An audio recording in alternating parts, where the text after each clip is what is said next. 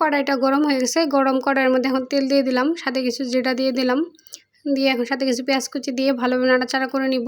এতে এখানে হলুদের গুঁড়ো, মরিচের গুঁড়ো, স্বাদ মতো লবণ সব কিছু দিয়ে ভালোভাবে কষিয়ে নিলাম। দেখেন এখানে রসুন পেঁয়াজ বাটারাও দিয়ে দিলাম, দিয়ে কষিয়ে অল্প একটু পানি দিয়ে দিলাম।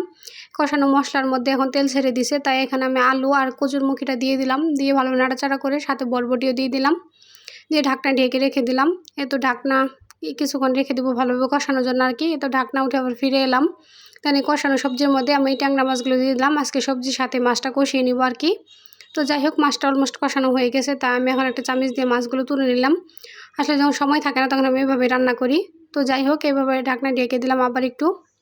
তো এই তো ঢাকনা উঠে আবার তরকারিটা বলক আসছে। বলক আসার তরকারির মধ্যে এখন 2-3টা টমেটো ফালি দিয়ে দিলাম, দিয়ে আবার একটু হালকা নাড়াচাড়া করে নিলাম।